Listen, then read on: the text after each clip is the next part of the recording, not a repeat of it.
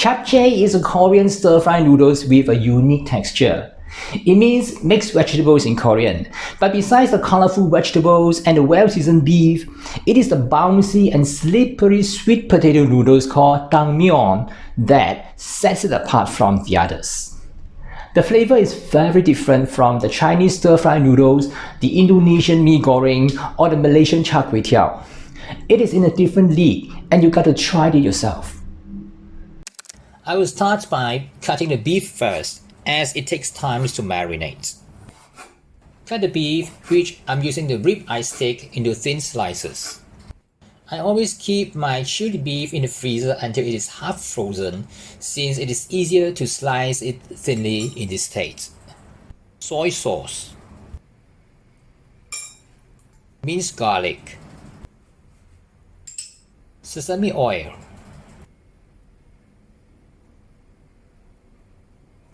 and some ground black pepper. Marinate the beef in a bowl. Then, keep it in the refrigerator for at least half an hour before stir frying to let the flavor infuse into the meat. Next, we need to prepare the vegetables. The key ingredients for japchae is spinach, carrot, onions, and mushrooms. But most of us, like me, would like to add some other vegetables such as bell peppers and scallion. Cut the onion into thin slices. As for the carrots and bell pepper, into long julienne. Soak the dry shiitake mushroom until soft. Then squeeze out the water and remove the stem.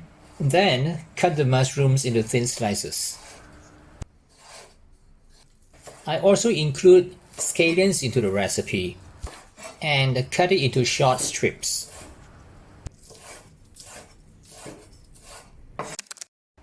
Once we have prepared all the ingredients, now we can start cooking.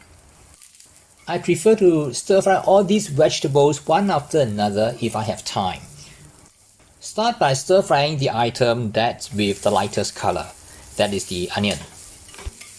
I don't wash the pan after finish the first item, and I'll add a little bit oil if necessary and continue the next one. And add a pinch of salt to these vegetables while stir frying.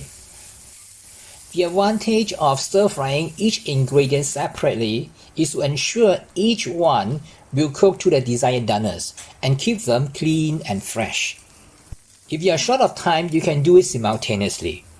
Start with those needs a longer time to cook and then add the other according to the time required. Lastly, add some oil to the pan and stir fry the beef until it is no longer pink.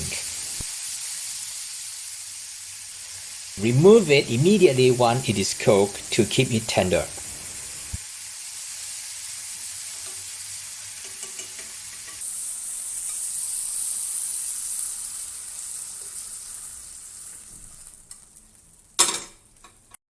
As for the spinach, clean it thoroughly and use only the leaves.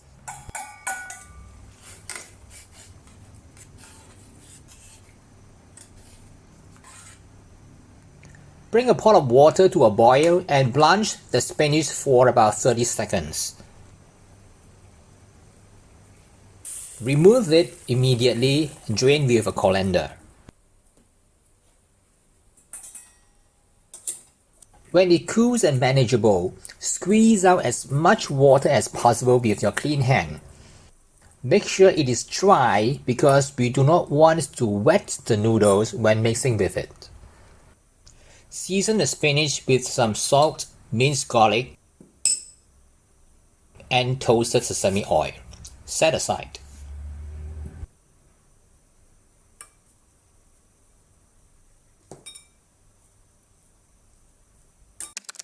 Now we have completed most of the cooking and only left the eggs and the noodles. Add a minimum oil to a clean non-stick pan and pour the beaten eggs to the pan to form a thin omelette. Flip the omelette over. over low heat to get an omelette with bright yellow. The trick is when the omelette has set, flip it over and turn off the stove and let the remaining heat to cook the other side.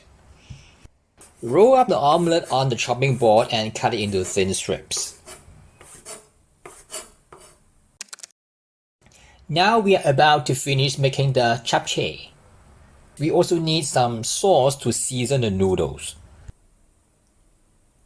What we need is some soy sauce, some honey,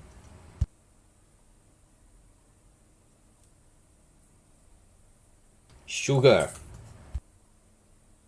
sesame oil, and some ground black pepper. What you need is just to mix everything up and set aside. Now let's transfer all the ingredients into a large mixing bowl. Place all the ingredients, the onions, the carrots, bell peppers, mushrooms, spinach, the scallions, the egg, the beef, all in a large mixing bowl. And bring a pot of water to a boil. Cook the glass noodle in boiling water until al dente. I follow the instruction on the packaging and it says it takes 7 minutes. When it's done, transfer it to a colander and drain away the water.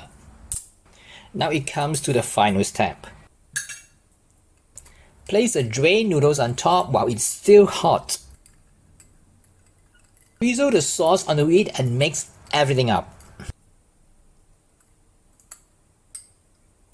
I reserve part of the sauce just to play safe, as I do not make it too salty. The sugar in the sauce will dissolve by the heat from the noodles without requiring further cooking. And japchae made by this way is not oily, not sticky, not mushy, and just right to the doneness.